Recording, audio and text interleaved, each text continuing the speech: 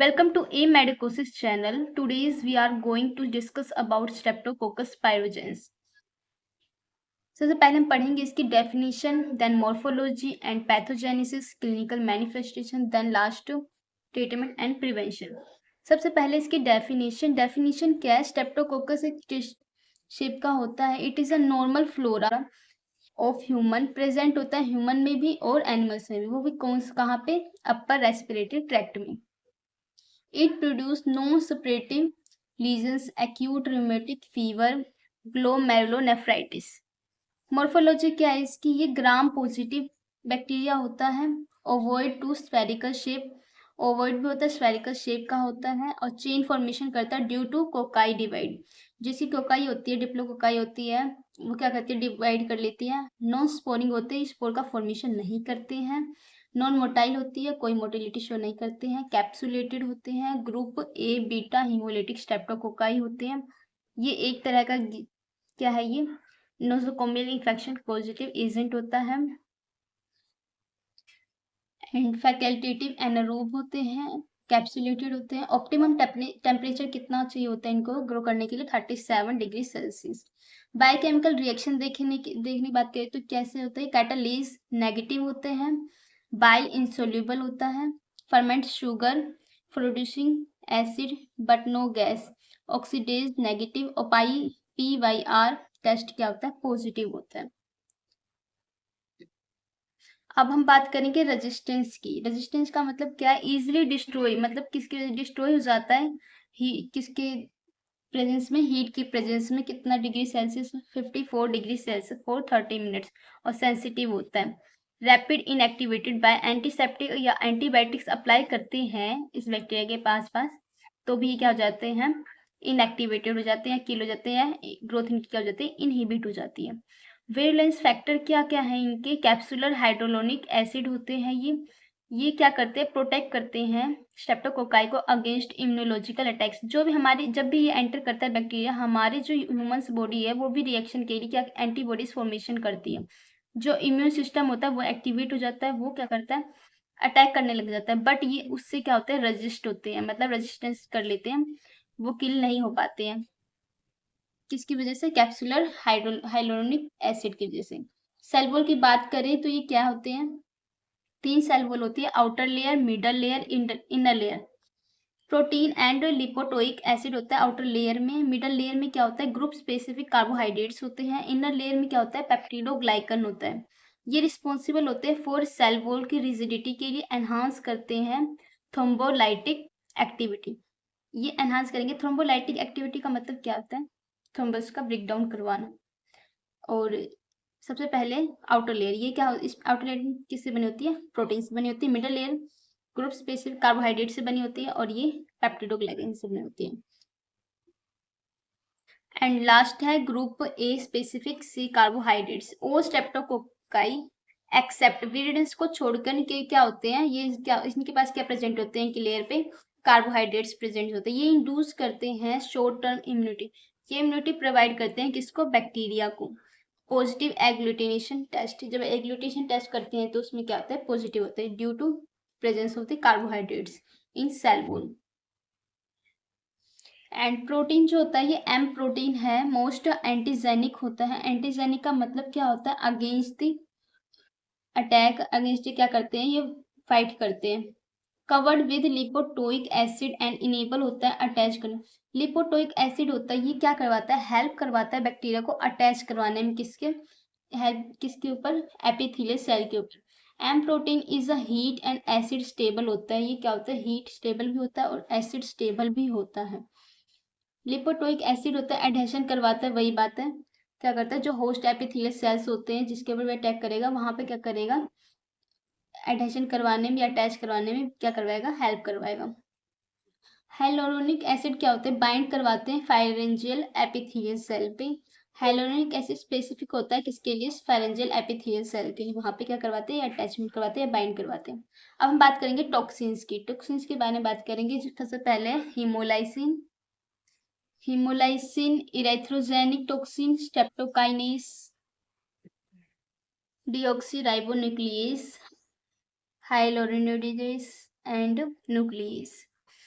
अब हम बात करेंगे इनके वर्क की। पायोजेनिक एक्सोटोक्सिन का क्या वर्क होता है, ये क्या करते हैं, ये क्या करते, इसको ऑल्सो नॉन इरेथ्रोजेनिक टॉक्सिन्स भी बोलते हैं। ये बाइंड करवाते हैं किसको, एमसीएच को, और स्टिमुलेट करते हैं टी सेल्स, जो टी सेल्स होते हैं हमारे प्रेजेंट हमारी बॉडी में, उनको प्रोड्यूस करते हैं, साइटोकिन्स इंड्यूस करते हैं शॉक और इंजरी। स्टिमुलेट करेंगे, ओवर एक्साइटमेंट कर देंगे किसका, टी सेल्स का, और ये प्रोड्यूस करते हैं साइटोकिन्स। ये क्या इंड्यूस करते हैं, शॉक एंड इंजरी। इसके कारण क्या होता है, कोजेस स्कारलेट फीवर होता है और स्टेप्टोकोकल टॉक्सिक शॉक डिजीज होती है। हीमोलाइसिन क्या करता है, ये इम्यूनोजेनिक होता है और ऑक्सीजन लेबाइल होता है, ट्रिगर करता है प्रोडक्शन को, और एंटी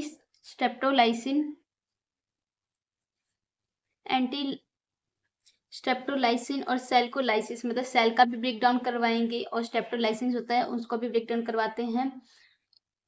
और उसके बाद नॉन इम्यूनोजेनिक होते हैं बट ऑक्सीजन लेबाइल होते हैं और डैमेज करते हैं सेल को, मैमेलियन सेल को, मैमेलियन मतलब ह्यूमन सेल को, ये क्या करते हैं, डैमेज करते हैं। स्टेप्टोकाइनेस क्या करवाते हैं, कन्वर्ट करवाते हैं प्लाज्मिनोजन को किसमें, प्लाज्मिन में, और फैसिलेट स्प्रेड बैक्टीरिया, क्या करते हैं, बैक्टीरिया का स्प्रेड करवाते हैं। हाइलोरोनिडेज, ये एंजाइम क्या करता है, ब्रेक डाउन करवाता है component of the human connective tissue होते हैं उनको ब्रेक डाउन करवाता है। क्लिनिकल सिम्टम्स हमें क्या क्या देखने को मिलेंगे, स्ट्रेप्टोकोकल एम्पेटिगो पायोडर्मा, जैसे कॉन्टागियोस स्किन इन्फेक्शन करता है, फॉर्मेशन करवाता है किसका, पप्यूल्स का, बिकम्स क्या हो जाते हैं, पोस्ट्यूल्स बन जाते हैं। पोस्ट्यूल का मतलब क्या हो जाता है, पस फीलिंग हो जाएगी उसके अंदर, जो हमारे पप्यूल्स बने थे। हनी कलर के क्रस्टी लीजन्स कैसे होंगे, हनी कलर के होंगे। 3 है, दोबारा से पढ़ते हैं। कॉन्टागियस स्किन इन्फेक्शन कोज करते हैं, फॉर्मेशन करवाते हैं पैप्यूल्स का, बिकम क्या हो जाते हैं, वो पोस्ट्यूल्स में कन्वर्ट हो जाते हैं। हनी कलर के और क्रस्टी मतलब लेयर्स क्या हो जाती हैं, ब्रेक डाउन हो जाती है और उसको स्कालिंग ऑफ होने लग जाती है, उस लीजन को हम क्या बोलते हैं, क्रस्टिंग। स्ट्रेप्टोकोकस दूसरा है, स्ट्रेप्टोकोकस सोर थ्रोट और एक्यूट फेरेंजाइटिस से रिलेटेड है, तो इसमें क्या होगा, इन्फेक्शन होएगा, सोर थ्रोट होएगा, ये हम बताऊंगे भी। सेपरेटिव कॉम्प्लिकेशन होता है, पिलाई बाइंड कर जाते हैं, जो पिलाई हो जाते हैं हमारे बैक्टीरिया के होते हैं, वो किस में बाइंड कर जाता है, किस पे, epithelial cells of the फाइनेक्स। Sore throat हो जाएगा, ये क्लिनिकल सिम्टम्स हैं। पेन स्वेलिंग, जब स्वेलिंग करेगा तो पेन होएगा, पायरिक्सिया देखने को मिलेगा, हेडेक, मेलाइस, एब्डोमिनल पेन, होर्सनेस, कफ, रिनोरिया, ओरल अल्सर, ये सारी चीजें हमें देखने को मिलेगी। क्यों, ये सारे सिम्टोमेटिक हैं फाइनेंजाइटिस के। इन्फ्लामेशन हो गया हमारे फाइनेक्स में, तो क्या क्या साइन सिम्टम्स आएंगे, ये सारे आएंगे। पैथोजेनिसिटी की बात करेंगे तो सुपर एंटीजन टॉक्सिन्स होते हैं, टी लिम्फोसाइट होता है, बी लिम्फोसाइट्स होते हैं। टी लिम्फोसाइट क्या करते हैं, रिलीज करते हैं साइटोटॉक्सिन्स, और बी लिम्फोसाइट क्या करेगी, एंटीबॉडी का फॉर्मेशन करवाती है। ये क्या करेगी, साइटोकिन्स एक्सेस अमाउंट में रिलीज करवा देती है, जिसकी वजह से ये क्या करेगी, टॉक्सिक शॉक सिंड्रोम कोज करती है, और एंटीबॉडी फॉर्मेशन क्या करती है, एक्यूट रिमेटिक फीवर कोज करती है। ये दोनों चीजें याद रख लेना, ये तो, और एक्यूट रिमेटिक फीवर, ये दोनों चीजें हमें देखने को मिलेंगी। उसके बाद है एंजाइम रिलीज, एंजाइम रिलीज होते हैं तो क्या क्या देखने को मिलता है,